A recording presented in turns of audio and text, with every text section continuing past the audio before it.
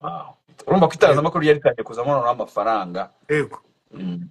nuko Mm. rero va muri Kigali Today nerekeza muri RBA Hari kuri mu radiyo mwaka 2014 itangira kuri se ariko ibihumbi 450 ubwo bari bagusinyiye hehe muri RBA. uretse Ayo gato mbanze ayo wahereyeyo. nahereye uretse Mm. gato mbanze nkubwiye ko ngiye muri RBA sasa Okay. ubwo ko Mm. neraga numvaga toujours nakoraga muri Kigali Today numva ko nyine ntashobora kuba najya muri RBA Kandi ubwo muri Kigali Today wari wagiye kuri radio yari yarafunguye cyane kuri website. radiyo yari yarafunguye mpari Nimwe mwayifunguye. Okay. noneho haza kuza amatangazo ko RBA ishaka kurikita abakozi bashya ba radiyo. Noneho jye numvaga bitandeba nkumva si ibyanjye cya kintu navugaga kuva mbere nkumva kuva kera nyine twumvaga radio Rwanda ifite abantu bayo hari takure nkumva hari abantu runaka Imana yahawe umugisha batarimo jyewe bashobora kuba bakora muri radiyo Rwanda ariko jye nkumva si ibyanjye nkumva ntibishoboka amaye muri radiyo Rwanda ndi umwana wandi nawe uri kubyumva nkumva simbikura neza ku buryo nabanaga n'umuntu witwa Jules ntaho batuye uri kumubona we birimo kuza. Jules ni umutipe w'umuhanga byatari mu itangazamakuru ko mu by'amakuru ntabwo kibikora umva tubana nk'abasore n'iki tipe adepoza muri radiyo Rwanda no muri KFM rero yashakaga abakozi no muri KFM adepozamo none arambwira ati azana formulaire hari formulaire za mifotra twuzuzaga ati wakujuje nawe tukajya muri RBA ati man biriya bintu si ibyanjye ntabwo najya muri radiyo Rwanda bike muzenzera ubwo ngubwo uri kubyumva rotipe cuza man uzuza noze uko niboneye gutyo tu uko niboneye hari umupeti witwa Placide Ngirinshuti n'umugabo n'umusore kamena Placide Ngirinshuti yakoraga kuri KFM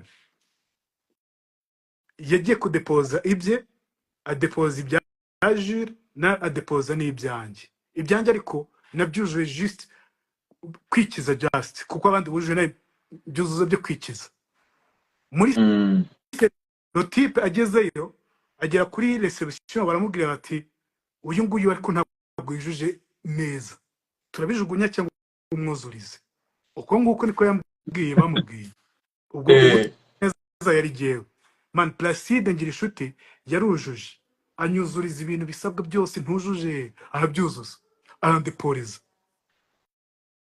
ubwo urumva mu guhamagara bahamagaye twese mu abadepoje tujya gukora ibizame dukora ibizame rero mba mu babitsinze mu batsinze ibizame uko niko nije muri RBA gato byari bifrozinze mukora ibizamini nari mvuze ngo twakoze ibizame muri RBA ariko urumva mu gukora ibizame ntabwo jyewe vraiment nari nujuje ibyo nari nabivuze wabyumvise twabyumviye nayigize hari ujya kugana haba hatsinze yes twakoze examen zisabwa zose mu bantu bahitagamo bwumva icyo gihe muri 2014 twakoze ibizame turi abantu 83 bashakamo abanyamakuru ba Magic FM bangaye gihe bashakaga abanyamakuru kumva twinjiyemo nige na Pendo twenyine twinjiyemo bashakaga babiri mu bantu 80 n'abangaye bari bakoze ikizamini aza wowe na Pendo nukuri pe ngira gutya mbona bantoranije muri abo bantu. Nijye urumva bahisemo Pendo yaje nyuma. Pendo yaje, jye naje Mm. ku itariki ya mbere, Pendo aza ku itariki ya karindwi. Ubwo Wow. wumva mu bakoze examen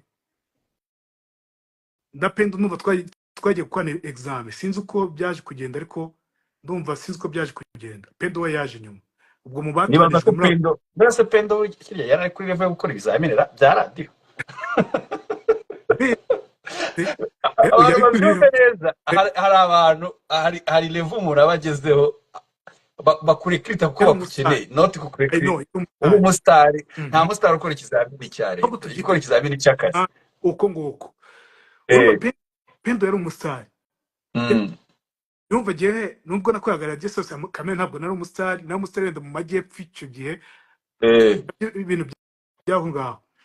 Urumva ni ibya radio sose nari narabivuyemo nigira mu byandika. Niba muri Kigali Today mu byandika cyane cyane. Ubwo radio nabwo nibwo yari kiza ya Kigali Today. Yaje 2013 I think. Radio kuri FM yaje 2013 ihe. Noneho mu guhitamo muri aba story ariko yari yaba ndende story. Magic FM waramwe ngo yaje muri 2013. 2014 nibwo haje abantu bashyashya. 2014 ndavuga igihe yafungure Magic FM. Ni mbere ni nka 2012 umenya simbizi ni kera. 2012 kurumva atari 2012 gusa navuye mu Rwanda Magic ikora, ntago Magic yakoraga. Kuko impamvu nayo mubwiye iyo story nuko ndangiza i Butare nyine ntarabona radio njya gukoraho nyine. Nagiye kuri Radio Rwanda, hari umuntu nyine bamvuze kuyambwira mfasha nyine ubuyobozi banyohereza ku muyobozi wa Radio Rwanda, bamubwiye nyine anshakire mu mwanya nzajya nkora mu kiganiro bya entertainment, anshakire ibiganiro umuntu wayoboraga Radio Rwanda ngira nubwo ndibuka izina rye, ndibwo yari umugabo mugufi gutya, twarahuye bro, yarandebye, yandebye kuva hasi kugera hejuru, mpita mbona ibintu arimo aratekereza mu mutwe. Nahise mbona arimo aratekereza rise uyu muntu niwe abayobozi bose bo muri radio bambwiye ngo mushakire umwanya muri Radio Rwanda. Imagine bari bamubwiye nyine ngo nandebere mu mwanya muri Radio Rwanda ahantu nakuramo ibiganiro kandi bakuzi.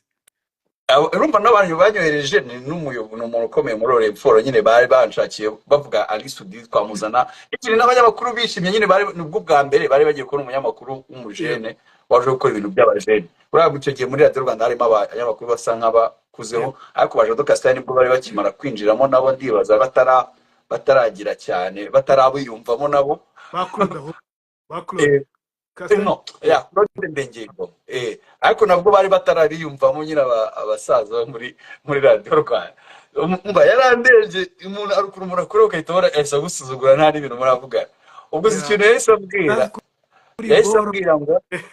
ambwira ngo ahantu yambonera umwanya kuzajya nkora nyine ibintu bya entertainment ni kuwa mbere, ndabyibuka yamwe ngo kuwa mbere kuva saa saba kugera saa 8 muri wa mbere, saa 7 kugera saa 8, isaha imwe nabwo mu cyumweru. Kuri televiziyo Rwanda oya kuri Radio Rwanda. Ndareba ndavuga kandi icyo gihe urumva kuri ibiganiro byari bikomeye, ibiganiro birimo birakundwa ariko abantu batarabyumva. Ndareba bose nzajya nkora showbiz saa 7 kugera saa 8, abana baba bari mu mashuri kandi nibo babikunda cyane urubyiruko n'ibiki.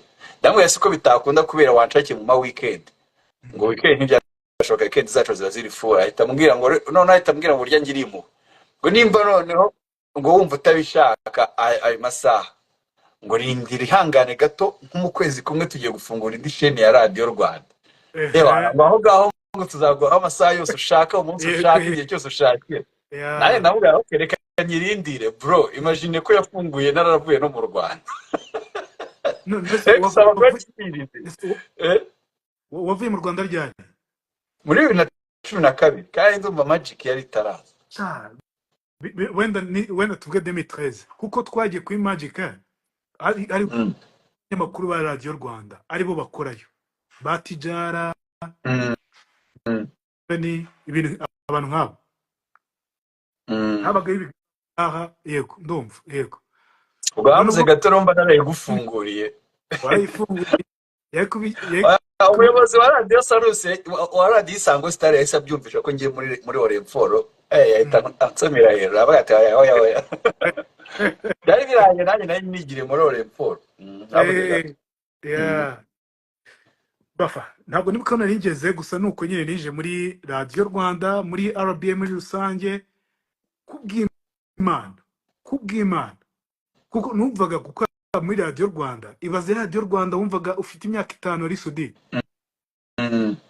ufite imyaka 5 none ukumva nta nubwo bishoboka ko wayinjiramo wayikoramo. Ndabyibuka email y'uwitwa ngo Kanizio ubwo ni HR n'uyu musaki ari HR wacu yibasi warabiye utarayiva. nabonye iyo Reka twitije story ndabona dusigaje iminota 28 yawe dusoza ikiganiro. Story yaryoshye ntabwo wamenya ko tumaze isaha n'iminota 32 mu kiganiro already. Noneho reka twinjire twihute tugere kugira ngo nshobore gusoma n'ubutumwa bugufi. Hano mfite abantu bohereje amamesaje bifuza ko mbugusomera. Ugiye muri RBA ni radio ya Reve zawe ari nayo twahereye uvuga imyaka 5 ba Sibomana amabisi Sibomana ushingiye no kuri umuntu wawe witwaga Amable urayikunda uza kuyinjiramo birakora umunyamakuru ukomeye urakundwa. Uza no gushinga utanya no gukina na film wakiri muri film yitwa Jabo ndibaza nimba nibeshye. Nyuma uza gushinga YouTube channel yitwa Gerard ndibaza Mbabazi nayo ariko yitwa yeah unanagikora muri RBA ariko ejo bundi birahurirana simbizi nibyo nshaka tuhite tuganaho. Havugwa ibiwa byinshi tubonye usezeye muri RBA twibajije impamvu usezeye. Ahantu wagiye udream ufite inzozi zo kuhakora, ahantu nibaza ko batanagwembaga nabi, ahantu nibaza ko kari akazi keza n'abantu benshi bifuza n'abanyamakuru benshi bifuza kuba bakora usibye n'abanyamakuru n'abandi, wagasezeho kubera iki?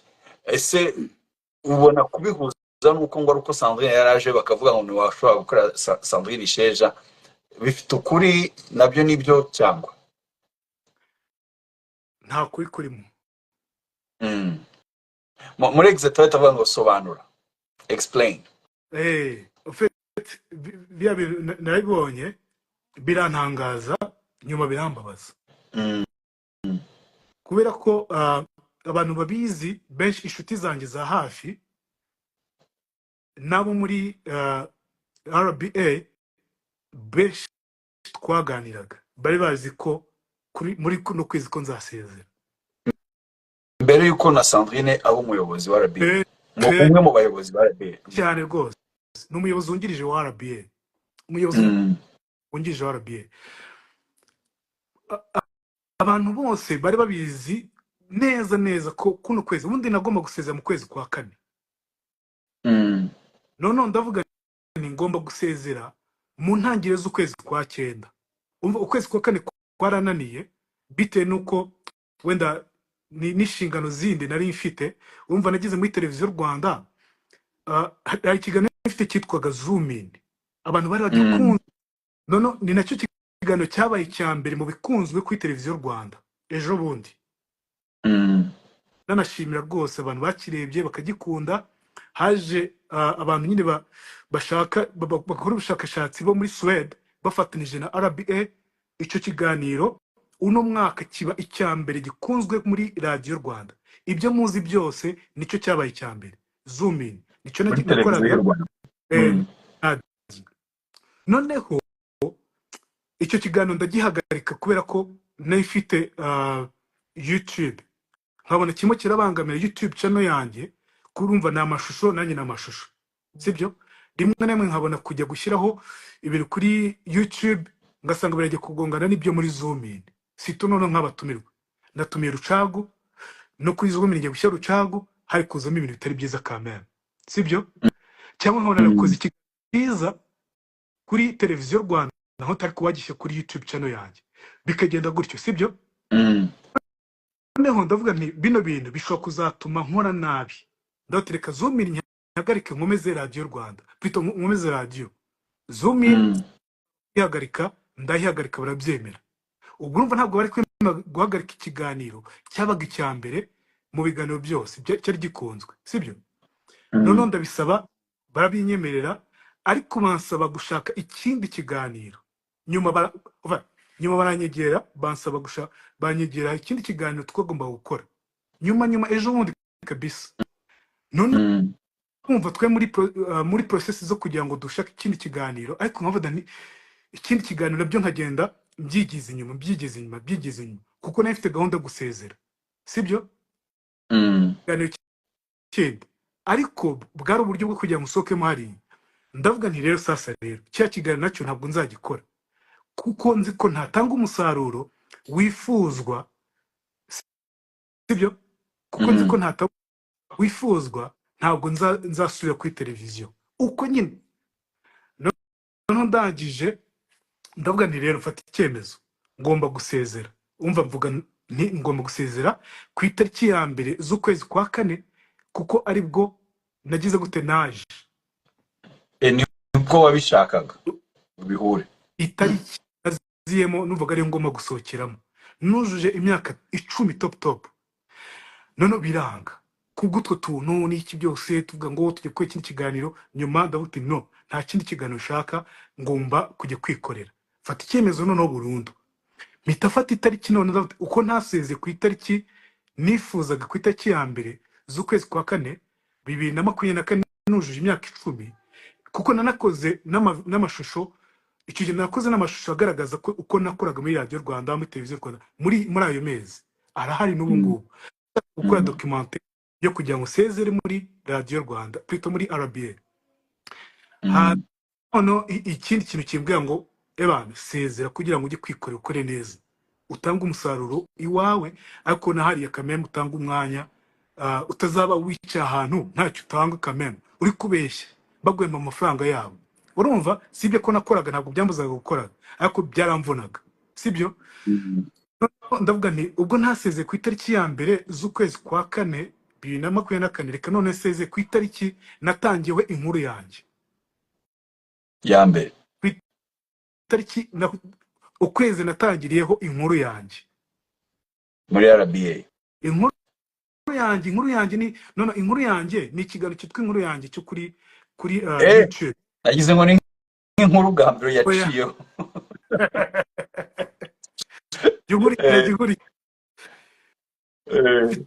Cyitwa inkuru yanjye, my story. Inkuru yanjye ni mu Kinyarwanda, ariko tuganira n'abantu n'iki byose. Cya kiganiro gice kuri YouTube cyitwa inkuru yanjye. Okay, yeah. Yego. Noneho ndagije ndavuga igihe natangira inkuru yanjye nibwo ngomba no gusezera none muri RBA. Bihurirana no ku kwezi rero nasezemo. Noneho bihurirana Sandrine Shejaje. Bihurirana na Sandrine Shejaje. Ariko uhita uvuga ati none mbonye impamvu ya nyayo noneho yo kugenda. Oya. Iyi ngiyi ni declencher. Oya. Studi kuba bizi ne nasezeye mbere. Kubana n'inama ya ministre inomo muntu. No kubisobanura duva bisa naho biteye isoni ukuntu. Sandrine umufatute. Sandrine Shejaje umufatute. She's my sister. Ni mushiki wanjye men. Muravukana? Turavukana mu buryo bw'amaraso y'Abanyarwanda. Ariko benze ko ibyo ngibyo ni inshuti yawe. Mu mwuga w'itangazamakuru mubona gutewe? Sandrine niba ikintu cya mbere cyashimishije nuko bamushyize hari, ariko biranambabaza. Kubera iki? Sandrine ni boro, ni umuntu kuri radio ujyaho ukumva ntabwo wayivaho, nawe urabizi. Afite uburyo mu bantu bategura, mu bantu bafite ijwi, mu bantu b'abanyamakuru buzuye, Sandrine arimo. Bazi kuvuga kandi bakavuga byo bukwiye bwa nyabo, bitari byo byo guhubagurika kugira gute. Aho nanjye nose ntabwo ubu navuga ntabwo ashobora gukora ibiganiro. I don't think so. Baro barakisha ibizi neza, ariko ntabwo Sandrine umuyobozi ni nka media y'abayobozi wa gospel. Uburenganzira bwo gutera imbere, uburenganzira bw'umuntu gufata decision ze no gutera imbere no mu buryo ashaka n'iki, ariko abakunzi muba muturangije. abantu Mm. bakundaga indirimbo za Meddy z'urukundo, ariko izo zina gospel Meddy ndashaka no kuzamusa azatore niba ajya akora akarimbo kamwe Ku- k'urukundo kandi mu kinyarwanda katari no mu cyongereza, mu eh, kinyarwanda kacu nk'abanyarwanda, kandi nako mm, kaba ari gospel. mm, Nashaka ajya anashyiramo n'iki ariko kari gospel. Hanyuma na mm. Sandrine Isheja rero nibaza ko yari akiri mutoya ku buryo atari umunyamakuru wo kuba umuyobozi. Nibaza ko ni umunyamakuru, ariko ikibazo kibitera ni nk'ibyo byose twavuze bro, twigeze kubigarukaho. Nta respect y'aba legend ntabwo igaragara mu bintu dukora, bigatuma umuntu kumva ko gutera imbere ku muntu no kuva mu mwuga we akajya mu kindi kintu gishobora kuba kinahimba n'amafaranga arenze icyo akora. Mm. So ni ukuvuga Sandrine Isheja ntabwo ari umuntu wo kuba umuyobozi. Sandrine Isheja ni umunyamakuru ukwiye gukurira mu mwuga w'itangazamakuru, akagira imyaka 50, 60, 70 akaritayaringa, tumwubaha nk'uko tubona ba Oprah Winfrey, ba Ellen DeGeneres bande baritayaringa. Ariko biragoye mu Rwanda kuko sinzi ko azageza ku rwego rwo guhembwa miliyoni 500 ku mwaka kugira ngo yumve ko agomba kuguma mu mwuga w'itangazamakuru, ahubwo birangira nyine abona ahantu ashobora guhembwa amafaranga menshi ari ku muyobozi wa RBA, ugasanga ibyo birenze Oya, ku munyamakuru. Sudi, Mm. hariya ufite hariya ni umukuru w'igihugu uba waramushyizeho hariya. Ariko none se bagutegeka Gusa barakubaza bakugisha inama ibyo ari byo byose. Sudi, Eh, icyo navugaga igihe byanshimishije ko yabaye promoted kuriya, kubera ko ufite byanze kunze RBA ni RBA nyine ni ikigo cy'igihugu cy'itangazamakuru. Hari ubwo usanga nyine haba hakenewemo n'umukuru w'igihugu cyangwa n'ababikoze kuriya babonaga ko ikintu gikeneyemo runaka cyo kugira ngo hazemo andi maraso atandukanye. bro uramonda sinoga urimo urabasobanurira, ariko ntabwo byatuma ntarira nk'umukunzi w'ibiganiro bye. Reka banze ngeza aho ushaka, sibyo? Okay. Byanze kunze Sandrine kuzamo hariya hari byinshi byo guhindura. Nahoze mbiganiraho na Michel ni mushiti wanjye byatari that man Ndamuzi iradukunda nawe ndashaka kuzamutumira tukaganira. ikeneye umuntu nka Sandrine kugira ngo ahindure utuntu tumwe na tumwe, you know hari abantu nyine bari aho ngaho bakora nk'umuntu witwa Aldo, uramuzi man, uramuga number 1 umufatanije none na Sandrine akazana none muri programme z'abajene, muri programme z'abajene. Sandrine ni umuntu ushobora kumenya uko mbitekereza, uko muzi, ushobora kumenya indirimbo zikeneye kuri radio n'izidakeneye kuri radio, pana kuvuga ngo kana kaza indirimbo tugomba kwikina, you know ibyo umuntu ufite amaraso n'imyumvire nk'iya Sandrine, uri kubyumva? None kurundi nkavuga ni icyo ni cyiza ko aje hariya muri RBA, ariko nanone kurundi ruhande Sandrine nadakora ikiganiro haba kuri radio haba kuri televiziyo ni igihombo muri media. Wowe no ku Rwanda rigarura ruhombye umunyamakuru, kuko ni nk'iyo mpamvu umwuga wacu udakura nyine, duhora dufite abanyamakuru b'abana. Impamvu duhora dufite abanyamakuru b'abana cyangwa se ibintu bihora reba nk'ibi ni commentaire, wenda nta commentaire nigeze mbishyiraho bya showbiz nyarwanda, bwa showbiz nyarwanda bimeze gutya, nta yindi mpamvu ntayo, ni uko showbiz nyarwanda nyine itarimo aba acteurs bari hejuru bakuze bafite amafaranga bafite icyubahiro gikomeye bagize gute. Niyo mpamvu nyine showbiz imeze gutya, niyo mpamvu nyine umwana abyuka mu gitondo akajya kuri mikoro akavuga icyo ashaka kandi mukamutega amatwi muri ayo mamiliyoni y'abantu. Undi akabyuka, imagine ibitekerezo umuntu aba afite bigiye gute. Nta maturite, ntabwo tugira maturite yaba muri showbiz yaba mu itangazamakuru, usa ibya showbiz sirito, kuko nko muri politike bo barimo bakuze babikora urumva. Ariko muri showbiz, muri entertainment nyine maturite abantu bagira nyine, abantu tukabona ko batangiye kugira maturite mu mwuga bakora, bagahita bagenda mu zindi domaine, bagahita babatwara mu bindi bintu.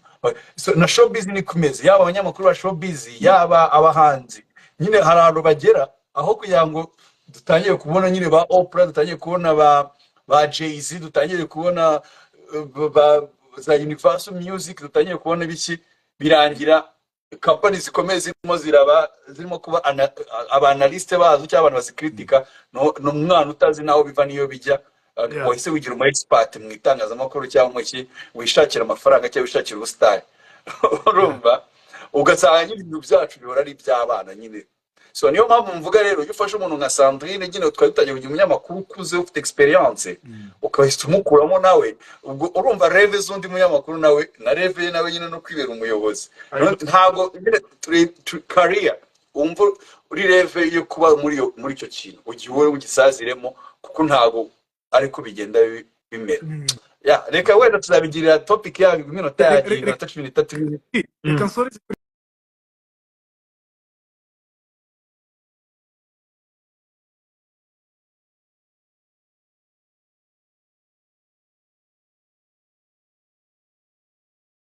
kano kantu ba Michel bari babizi ko ngomba kugenda iriya tariki bari babizi ko kugenda bari bazi ko ntazahembwa mu kwezi kwa 9 bari babizi none nkibaza jewe nahunga Sandrine muri rwego ntabwo ngira umutima mubi ugeze aho ngaho singiri amen abari abantu bavuga ibintu batazi nyine n'ibyo byose twavuze bivugwa nabo banyamakuru atanakubaje na Sandrine atangize gute nta research ntaki kubera n'itangazamakuru ryacu ntabwo rigishingiye ku itangazamakuru gishingiye ku ma opinion abantu bavuga nyine kuko atekereje ibintu niko bivuga no kuvuga nzi ko n'igitangazamakuru bangira ko nyine nuko informa no gutanga amakuru niryo tangazamakuru ariko niyo mpamvu cyitwa itangazamakuru ariko ntabwo kiri itangazamakuru ahubwo bisigaye ari expert buri wese ni umu expert buri wese ni umuntu inararibonye no YouTube bana yanjye YouTube niwe nabirangije batubwira umuntu utazi naravuye akakuvuga ejo hari umuntu nabonye wamvuze aransobanura avuga ama business ifite ikigara avuga ndavuga simuzi ntahananzi ntawambajije ntawagize gute avuga ibinyoma ijana bro gusa umuntu kuvuga ibinyoma 200% kandi akabivuga nk'umuntu bihagazeho ufite na fact akakubwira uburyo afite ngo fact afite n'ingero bafite n'uti nushaka n'ibintu bikwerekese na mugenzi we ntanamibaze ngo zizana izo fact byibura amusebye nyira mugaragaze ko ibintu avuga atabihagaze ni ikibazo reka njya muri bino bibazo dusigaye iminota yagiye uwitwa Muhire John yakubwiye ati hey big brother yagusuhuje hanyuma umuntu witwa Ineza Janet ati salute top 10 turabibuka kabisa wazikozemo salute top 10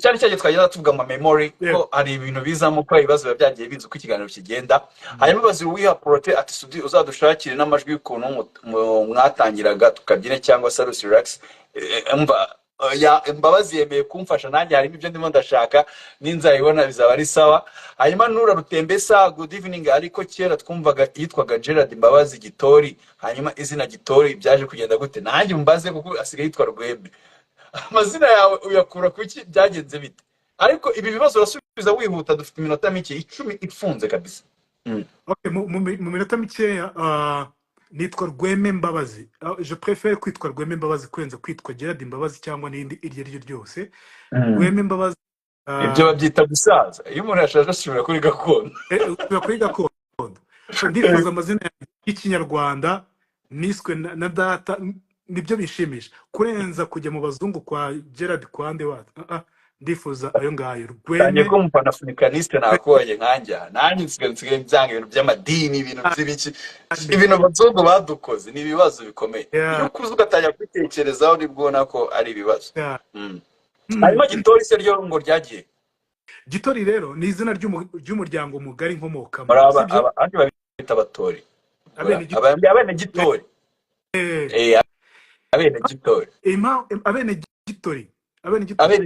abene Gitori impamvu narikuyeho ugomba kuri social media buri muntu mbere yo kuvuga impamvu yawe wanze kuba nk'abakono wanze kuba nk'abakono ubwo wasanga ari byo mwanze nazi ibyo bintu nyine by'amoko bikururana urumva ubona kuri social media ati uri mwene wacu nyine ukabona ntabwo ari uko kwanga gusabana na bene wanyu ahubwo nyine hari ukuntu uhita ubona nyine wabigize abantu batangira kubishyira mu bundi buryo kubyegereza umutima cyane yeah. So abantu munkurikiye mwihangane nababwiye ko ndasoma message cyangwa se ibibazo by'abantu bacishije hano imbere ya screen zanyu, hariho harimo akabazo mo hagati, nibyo ndimo ndasoma, munyihanganire. Hanyuma Ingabire Mimi, hello Sudi, mumbarize imyaka amaze mu itangazamakuru. Ndavuge kwa bwa mbere kuri mikro mu ntangiriro z'umwaka wa 2008 kugeza uyu munsi. Ubwo nenga 12 gusa 12 yonyine 2008 turi muri 2024 cyambaze nabi 14 10 naho 14. Hanyuma Cogastar ati mutubarize ese ko yaravuye kuri RBA hari ahandi ashobora kuba ateganya gukora. Hano biki twakivuze useze kuri RBA aho wagiye. Kwikorera ku nkuru yanjye ariko n'ibindi nkora hari n'ibindi byo kuzana wenda bindi. Ese bro, YouTube ihemba amafaranga ku buryo umuntu ashobora gusezera muri RBA, iyo salary ukura kuri YouTube ku buryo umuntu ayikura muri RBA? Maze imyaka 16 mvuge kuri microman. Nibyo nagiye kuvuga, abantu batumereye nabi hano twashaje baja. Harimo na Sande Justin wise Kagame, we na Brian, DJ Brian bise ba Kagame. Nari muyewe nagize numwe mu bana ba Kagame utwandikiye kumini Justin Sande. Amandine mwakoranaga nawe ndamubona hano, tumusoze. Amandine Dikumasabo. Yeah. Yes. Nabarufa mwese murakoze, abantu batwibukije imibare turashaje byo. Yes. Ubwo niko inkuru yanjye niko YouTube channel yitwa. YouTube channel iri mu mazina yanjye yitwa Rweme Mbabazi. Rweme Mbabazi. Ikiganiro gico cyitwa inkuru yanjye. Inkuru yanjye, yes. Hanyuma Bagabo Jean avuka Nyaruguru cyangwa Huye? Mvuka Nyaruguru.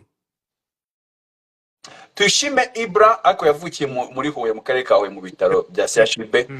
Hanyuma Tuyishime Ibra iki ndabemera mwa bagabo mwe muri abambere kabisa, urakoze cyane. Hanyuma uwitwa Abazuru Wiha Prote Sudi, jya utwibutsa amajwi y'abanyamakuru bakanyujijeho, urugero Jamen Wahiriwe cyangwa Neza Nice Fabrice. Hari nka Jamene Mbabazi yanyemere ko agiye kuyamaho, ubwo nimbona ari uburyo namwe nabumvisha nzabibakorera. Hanyuma Jerio Hasala tumutubwire iyo story ya Jean Gentil. Iyo story ya Jean Gentil Mbabazi yanze kwivugamo cyane kuko ngo ntaga byibuka neza, atayivuga nabi ko ni story mujya muzumva ku bihanda bazanamo umukuru w'igihugu wari uri icyo gihe ndibaza, sibyo? Ni Pastor Bizimungu. Ni Pastor Bizimungu. Ni Pastor Bizimungu. Bavuga ngo yari yinje ahantu Jean Gentil yakoresha slang zari ziri icyo gihe. Sitanamenye muri iki gihe ushobora no kubivuga kuko nka His Excellency Paul Kagame usigaye ubona ko asabana cyane n'urubyiruko ku buryo nk'iza slang ushobora kuyikoresha rwose ntagire ikibazo bitewe n'uburyo urimo urayikoreshamo. Ariko icyo gihe Jean Gentil yakora ukuntu bavuga nyine yari slang bitakumvikana neza cyane. Reka tuzayisubiramo ubutaha. Hanyuma Sandrine Rode Noir atubwire uko yahuye na madamu we. Historie z'urukundo sinzi ko biri bunkundi.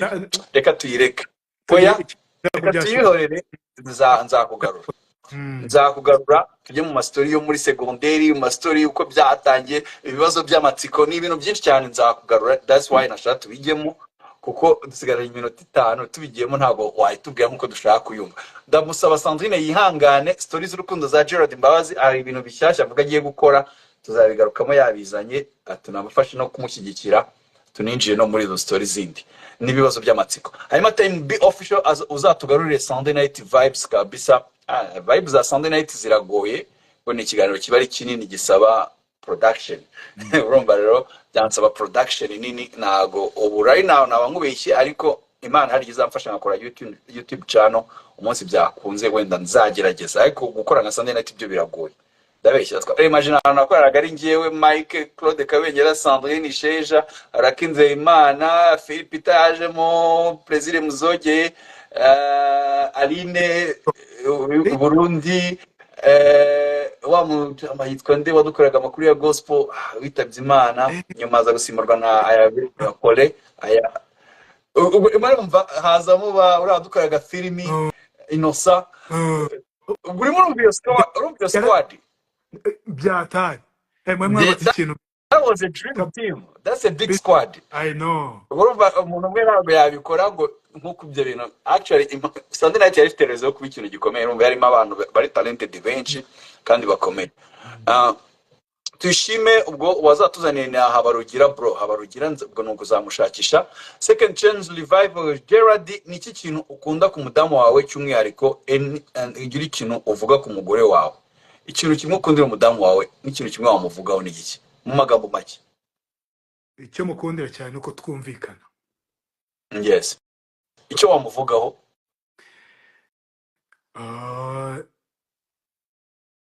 Icyo namuvuga nuko mukunda, nuko mama w'abana banjye, nuko tuzasaza kandi dukundana. Haleluya. Haleluya. Uwo rero nta wundi akaba ari umufasha wa Gerard Mbabazi avuzeho, akaba ari uwo bashakanye rero, yitwa Uwase. Ngo ndibuka ko ari ku itariki ya 12 z'ukwezi kwa 10 mu mwaka wa 2021 ubwo mwashakanaga n'umufasha wawe kabisa, Uwase Elise. Yes. Hanyuma Like Mitsutsuti Salama umbariza uti ese akarere akomokamo ko tubona nta terambere cyane mu rubyiruko abivuga hiye kudasubira iwanyu ngo ujye kwateza imbere nko kuvuga ko wahize Kigali?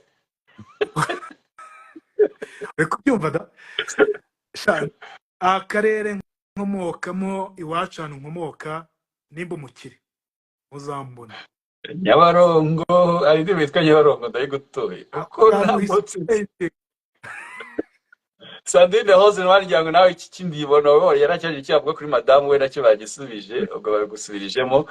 Bagabo Jean mubaze yashatse afite imyaka ingahe, ubu atuye he, ese afite abana, ni iki cyamugejeje ku ntsinzi? Uyu afite ibibazo byinshi. Twirukanka. Icyambere, washatse ufite imyaka ingahe? 33. Utuye he? Rusororo i Kigali. Turaturanye. Rusororo nanjye niho ntuye. Ufite abana? Ndabafite. Bangahe? Ni iki cyakugejeje ku ntsinzi?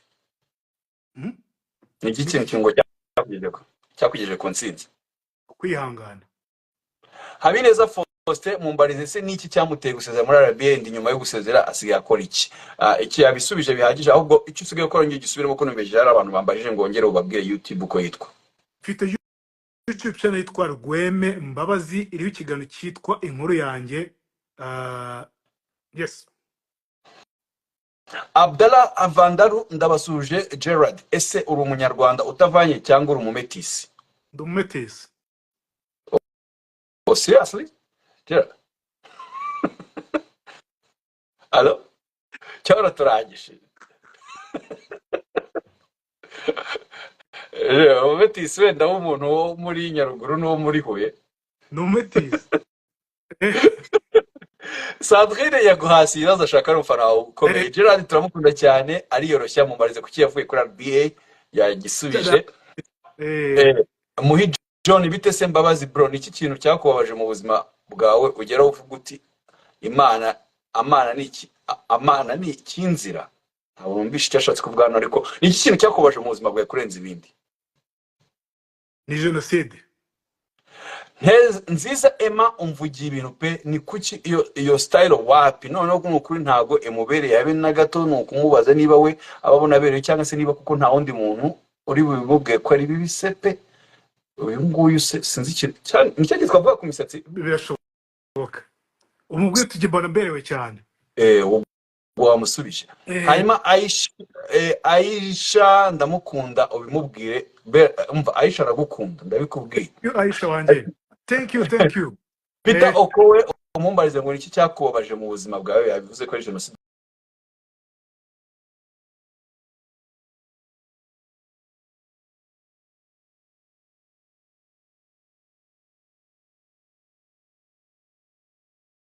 yakorewe Abatutsi.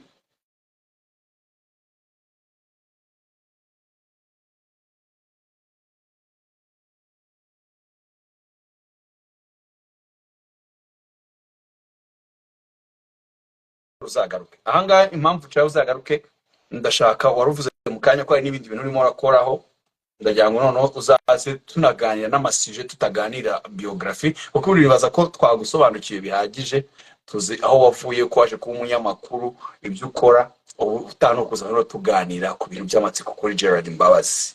Gerard Mbabazi kukigira iki yatekereza iki kuri ibi, ese azaba minisitiri se, ese azaba umusirikare, ese kucya kundi, bese wowe n'umugore gute, muri segonderi bitwara gute, abana babagiriza inama, kariyeri n'ibindi bizaba bigezweho icyo gihe, uko ese umugore byagenze bite. Wase ndabeshya araga azagukubita. Gerard ngira ikintu kimwe ubwira abakunzi ba Ally Dionea ariko nanyemerere yuko uzagaruka.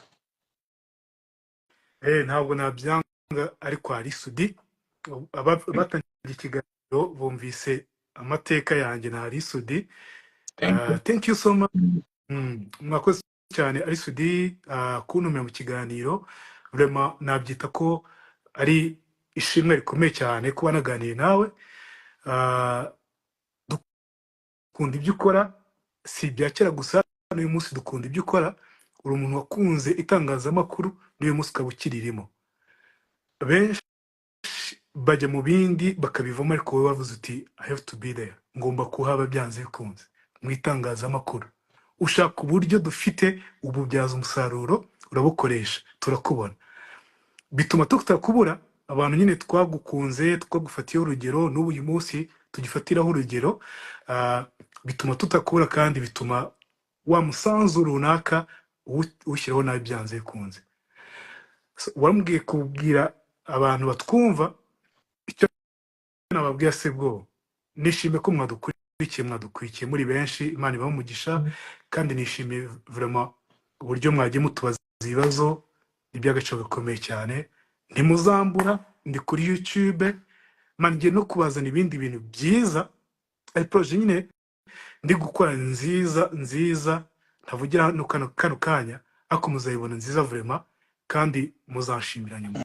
Thank you so much. Uzagaruka kwitubwiraho. Urakoze cyane Gerard, urakoze cyane kandi I'm grateful kuba nshobora kwinspiring umuntu nkawe, umuntu ukomeye, kandi nawe ndabizi hari benshi bari muri inspiringa. Twizeye ko nabo hari abandi nabo bazi inspiringa, bikagumya ari umugozi uzakomeza kuyo tutazabura abanyamakuru beza b'abahanga mu itangazamakuru ry'u Rwanda nkawe. Gerard, ndagushimira kubwo ubutumire bwanyu wakiriye. Uwase ndamushimira ko yakwihanganiye, ariko inshingano z'urugo aya masaha ngibaza ko zakomeza ku bantu bamaze kugira experience. Genda sanga. Thank you so much. Thank you. Thank you so much.